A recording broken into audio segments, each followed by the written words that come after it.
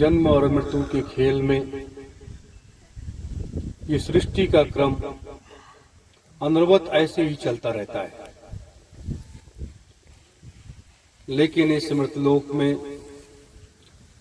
मृतलोक की व्यवस्था के संतुलन को बनाने के लिए जब इसका संतुलन बिगड़ने लगता है,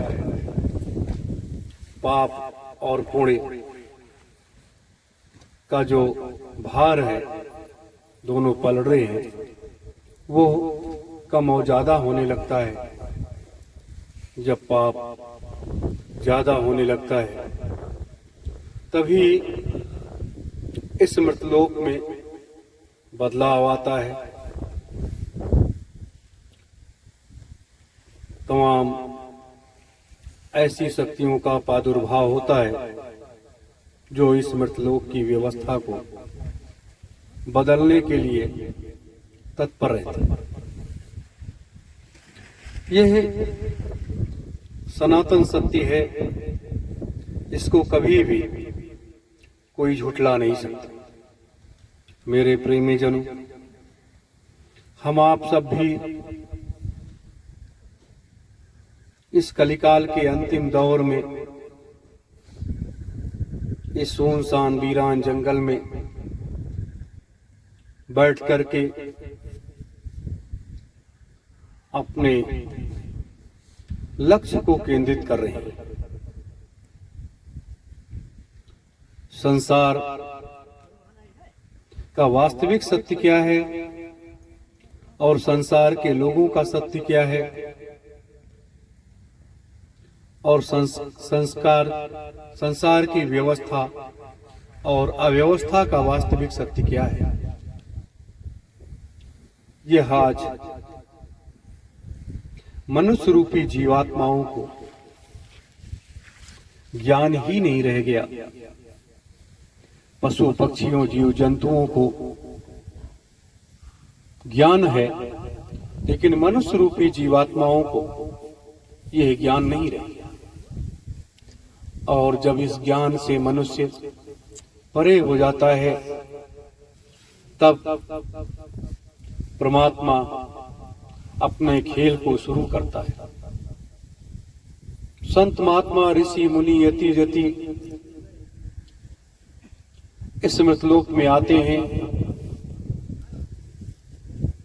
इस मृतलोक की व्यवस्था में और व्यवस्था के बदलाव में अपना वो योगदान देते हैं, चाहे वो रूहानी सत्संग हो, चाहे ज्ञान रूपी गंगा में गोते लगाने की बात हो, आत्मा और परमात्मा के भेद जानने की बात हो, और चाहे सुमिरन ध्यान भजन का वह आत्म प्रकाश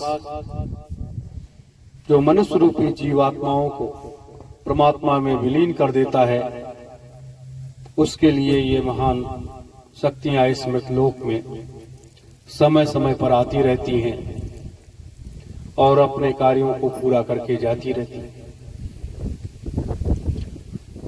आज हम आप सब इस मृतलोक में उस सत्य की तलाश कर रहे हैं जो सत्य का प्रकाश अंधकार में डूबा हुआ है। इसलिए अंधकार में डूबा हुआ है कि सत्य का प्रकाश मनुष्य रूपी जीवात्माओं के पास है ही नहीं। इसलिए नहीं है कि जो व्यक्ति ज्ञान रूपी गंगा में गोते ही नहीं लगा पा रहा है तो वो प्रकाश उसके पास कहां से होगा। तो इस प्रकाश से लोग संतुष्ट होते हैं। ये सूर्य का प्रकाश है, ये चंद्रमा का प्रकाश है, ये दीपक का प्रकाश है, ये बिजली का प्रकाश है। हम इन प्रकाश से संतुष्ट हो जाते हैं, लेकिन प्रत्येक व्यक्ति के अंदर एक ऐसा प्रकाश है, उस प्रकाश को हम देख ही नहीं पाते। इसीलिए सबसे सरल और सुगम उस मार्ग पर चलने की प्रेरणा दिया गया जो भगवान शिव ने अपने को सतलोक तक जाने के उस मार्ग को प्रशस्त करने के लिए वो 5 नाम का जप आरंभ किया और वहां तक पहुंचने के बाद समस्त लोकों में वाणी जाने लगे।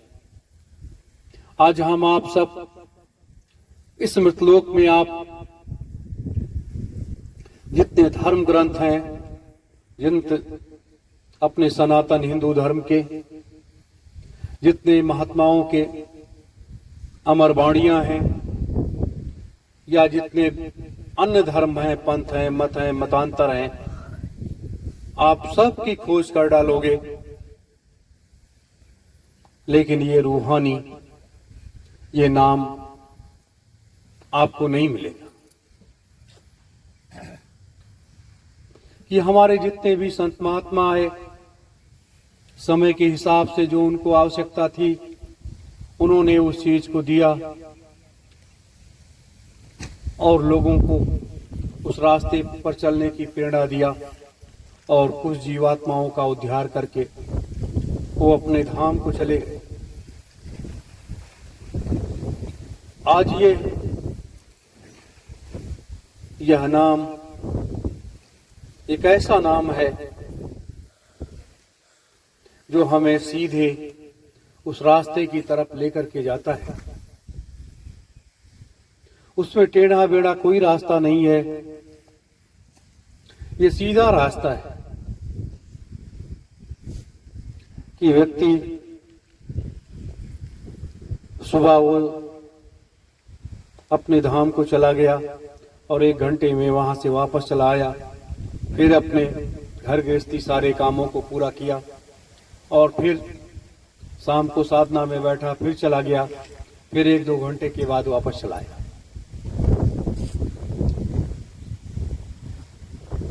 ये इतना सीधा मार्ग है और इस सीधे मार्ग पर जब चलने की प्रेरणा हम आप सबको मिलने लगी, हम आप सब कितना नाम जप कर पाते हैं या किए हैं या नहीं किए हैं, ये हर व्यक्ति का अपना अपना विषय है।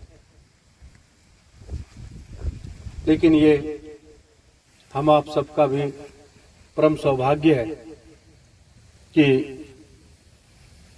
उस धर्म ध्वजा के नीचे 5 दिनों का 6 दिनों का ये शिविर जो है, सुबह शाम अपने लोगों को बैठने का मौका मिलेगा, सुबह भी और शाम को, जहां हमारे 88,000 ऋषियों ने यज्ञ की ज्योति का प्रकाश निकाला था और उसी पर युग परिवर्तन का फहरता हुआ ध्वज और उस ध्वज के नीचे बैठे हुए साधक जो उस साधना को उस सीढ़ियों पर चढ़ने की तैयारी कर रहे हैं कि हमें सतलोक तक जाना है। मेरे प्रेमी जनों, वह समय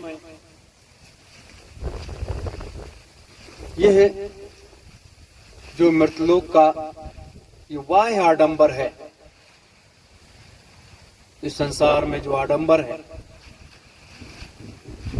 उसको एक रास्ता दिखाते हुए जब आप सब सतलोक तक आने जाने लगेंगे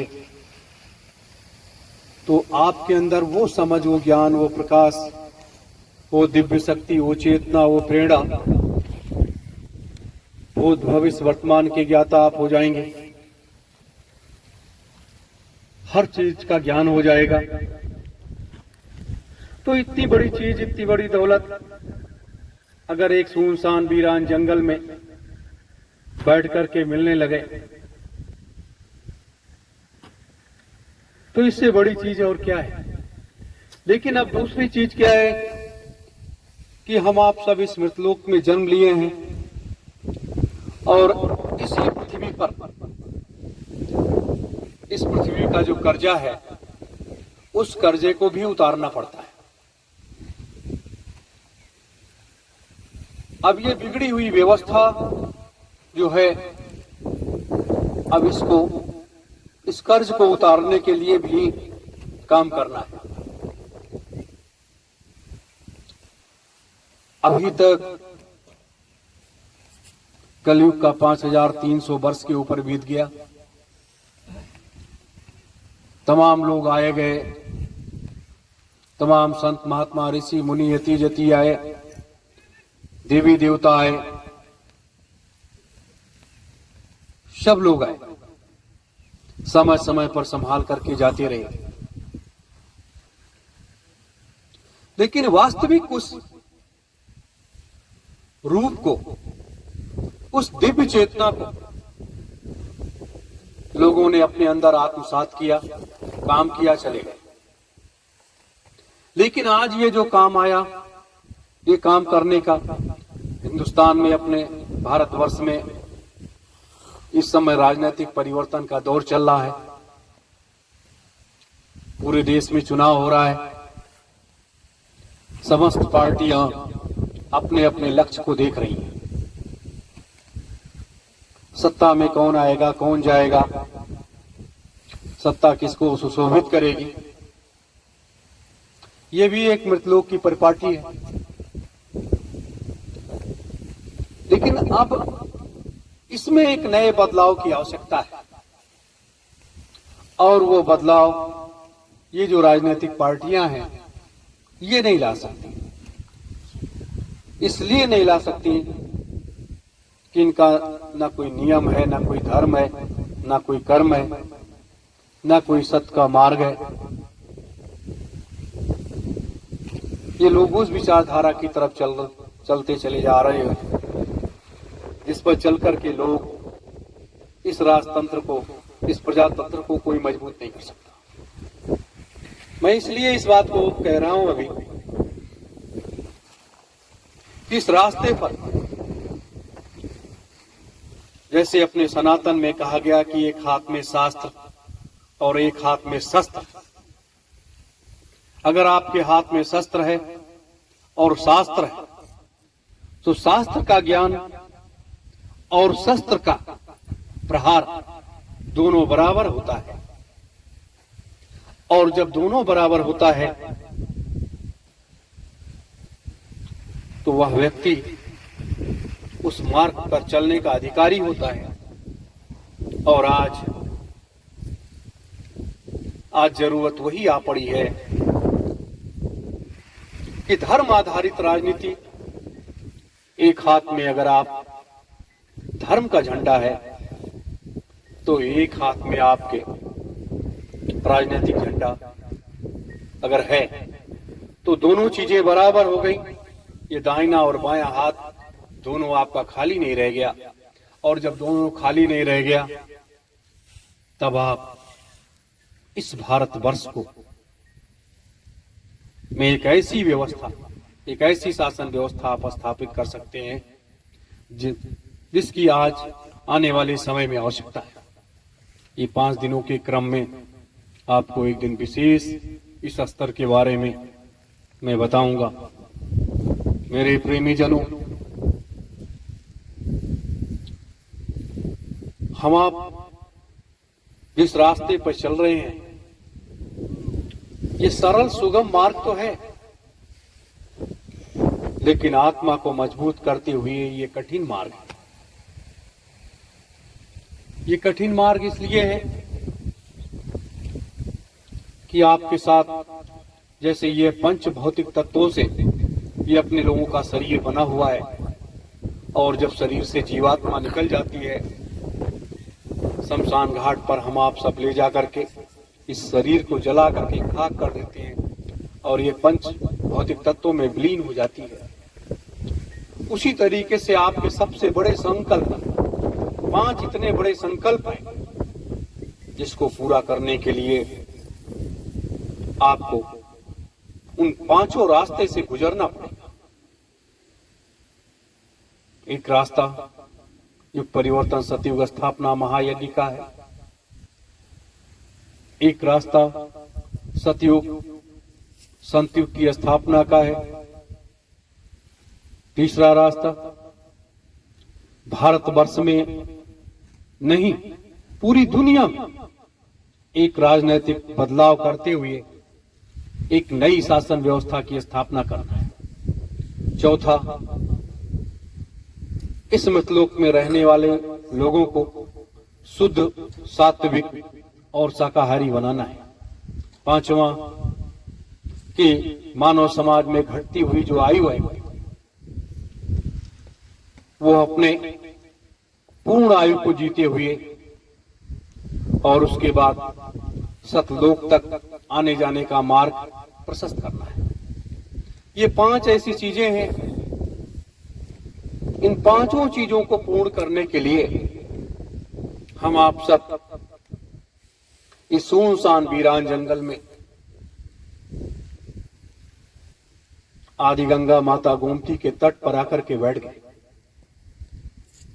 88,000 ऋषियों की उस गोद में बैठ करके उस रास्ते पर चलने की प्रेरणा प्राप्त किया। मेरे प्रेमी जनों, इसलिए कभी भी हम आप सबको हिम्मत नहीं हारनी चाहिए। एक ऐसा मार्ग होता है, गुरु के द्वारा दिखाया गया मार्ग, वो ऐसा मार्ग होता है, चाहे वो कांटों भरा हो, चाहे वो फूलों से भरा हुआ हो, उस मार्ग पर जब तक अपनी मंजिल न मिल जाए, जब तक चलते रहना है। ये नहीं कि हम पीछे मुड़ करके हमने कदम पीछे अपने हटा लिए। उस मंजिल तक पहुंचना है। राम जी को लिया जाए, कितना उन्होंने संघर्ष किया, कितना त्याग किया। 3 लोग ही तो चले थे घर से और सारे कष्टों को पार करते हुए आगे बढ़ते चले गए और जो उनका लक्ष्य था, जो उनका संकल्प था, उसको उन्होंने पूरा कर लिया। तो ये त्याग भूमि है, ये कर्म भूमि है। मेरे प्रेमी जनों, इस त्याग और कर्म भूमि में लौट करके, बैठ करके अपने उन महान लक्ष्य को प्राप्त करना है। इसलिए मेरा आप सबों से कहना है कि ज्यादा से ज्यादा ये नाम जप, 5 नाम जो है, ये नाम जप, इसमें इतनी बड़ी ताकत है। आप लोग जो करते होंगे, महसूस होता होगा कि हमारा अंतर मन कितना निर्मल रहता है, मस्तिष्क पर लदा हुआ बोझ कितना हल्का हो जाता है।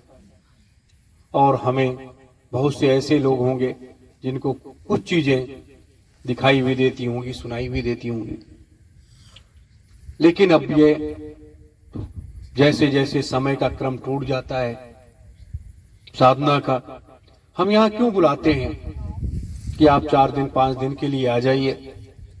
क्योंकि ये तपोभूमि है। यहाँ कण कण में वो जो शक्ति का विराजमान है, वो भी आपके अंदर प्रवेश करे। और जब वो आपके अंदर प्रवेश करता है और हम आप सब एक साथ बैठ करके साधना करते हैं, तो उसका आनंद, परम आनंद जो मिलता है, वो अद्वितीय चीज है। और थोड़े दिन और आप जब करते चले जाएंगे, तो इसका जब प्रकाश पुंज आपको दिखाई देने लगेगा और आप वहां तक जाने लगेंगे, तब आपके वास्तविक समझ में आएगा कि हाँ, वास्तविक सत्य क्या है। ना आप अपने जन्म के बारे में जानते हो और ना मृत्यु के बारे में जानते हो। कि हमारा जन्म किस तरीके से हुआ, हमारी मृत्यु किस तरीके से होगी, कोई नहीं जानता। और इन्हीं चीजों को अगर आप जान जाओ तो आपके अंतर का जो भेद है वो एकदम से समाप्त हो जाएगा। मेरे प्रेमी जनों, दूसरी बात क्या है कि अब वो समय आ गया है जिस समय की प्रतीक्षा करते करते काफी समय बीत गया, बहुत समय बीत गया। बहुत लोग इस मृतलोक में आए थे और स्वप्न देखते देखते चले गए। वो जन्म लेकर के आए कि हमें एक आशा की किरण है, उस पर हमें काम करना है। मेरे प्रेमी जनों, वह समय कई सालों के बाद आया है। तो ये थोड़ा समय जो है इसमें अब काम करने की आवश्यकता है, पीछे हटने की नहीं। एकदम से लक्ष्य को केंद्रित करते हुए सीधे चोट करनी है।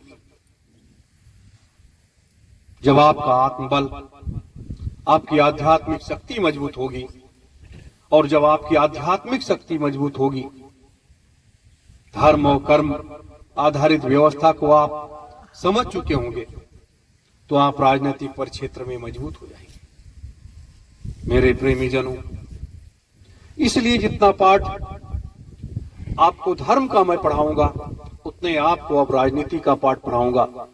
क्योंकि ये मृतलोक, हम सतलोक तक जाएंगे आएंगे, लेकिन यहाँ की भी व्यवस्था, जिम्मेदारी तो यहाँ की है, सतलोक की तो जिम्मेदारी नहीं है।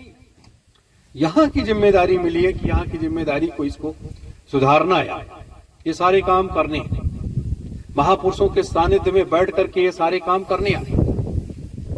तो इस जिम्मेदारी का निर्वहन करना है। सतलोक तो इसलिए जाने आने का मार्ग प्रशस्त किया जा रहा है जिसमें लाखों करोड़ों जीवात्माएं सुरक्षित बच जाएं, और जब वहां वो आने जाने लगेंगी तो अपने तपोबल, अपने शक्ति से बहुत बड़े से बड़ा काम कर डालेंगे और इस मृतलोक की व्यवस्था में अमन चैन आ जाएगा।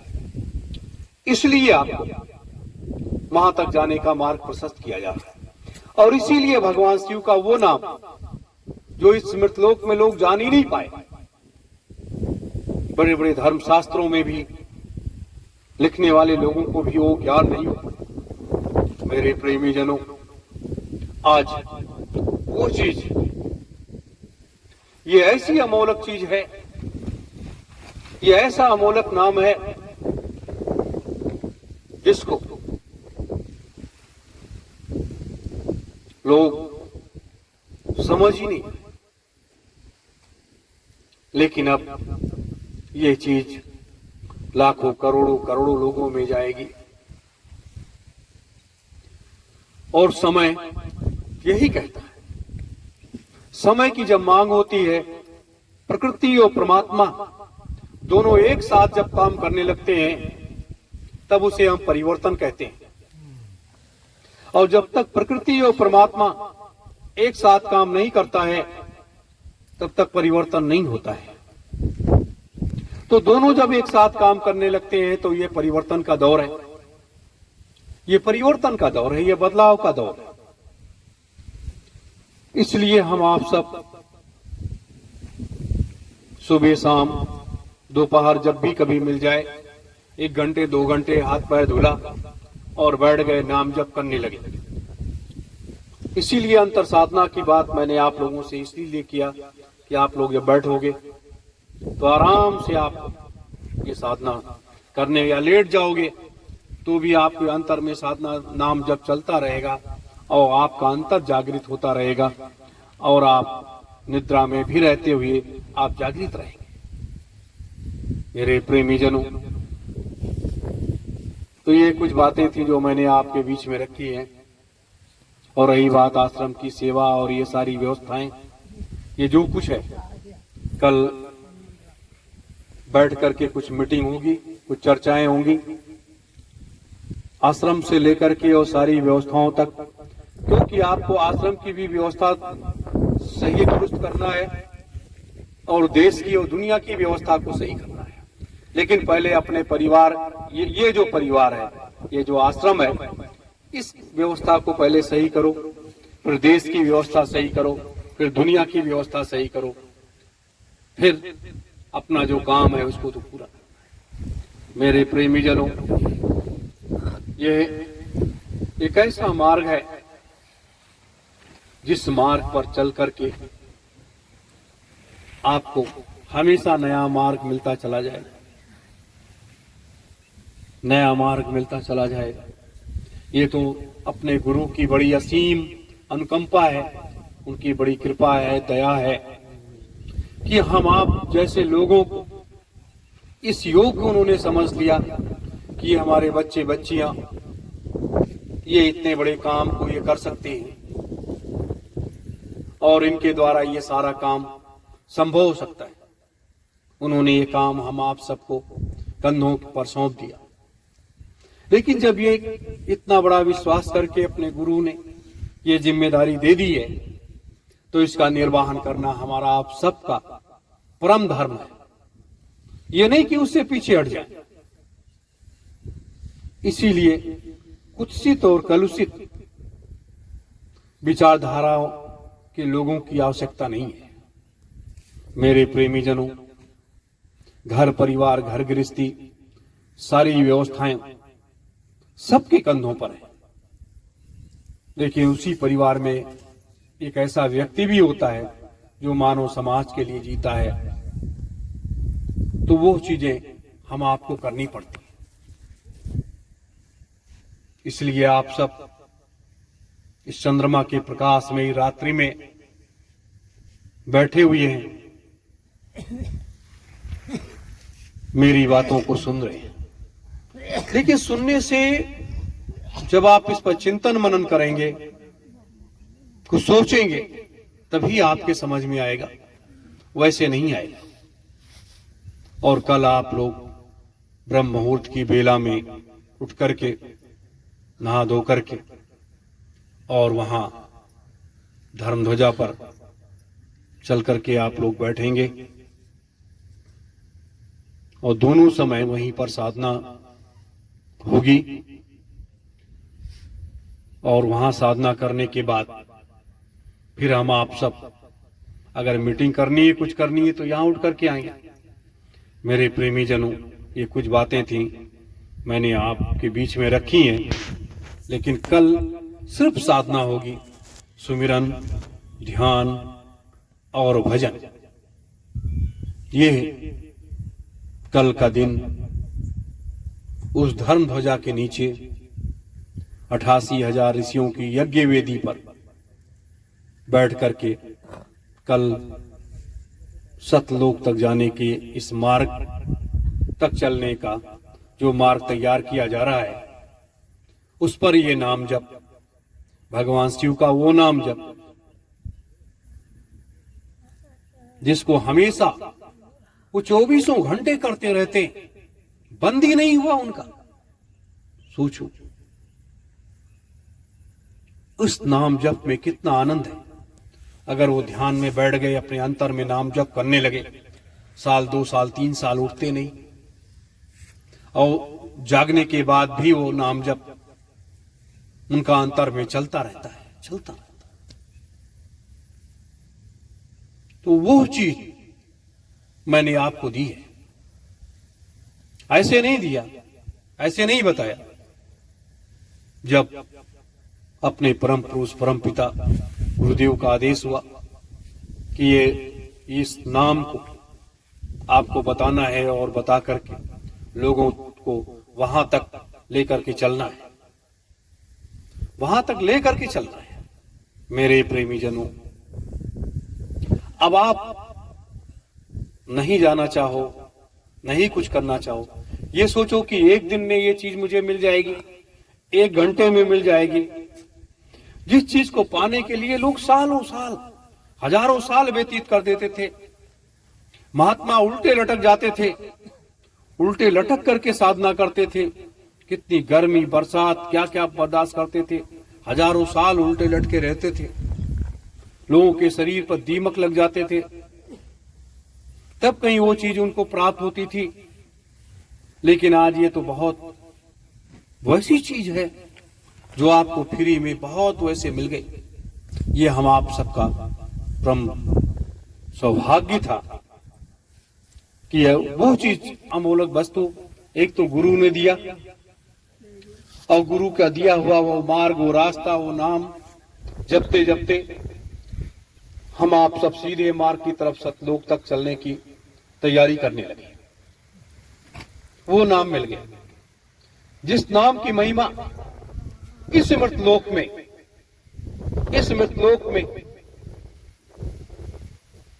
स्थापित ही नहीं, इस नाम की महिमा भगवान शिव के अंतर में स्थापित होते हुए समस्त लोकों में स्थापित है,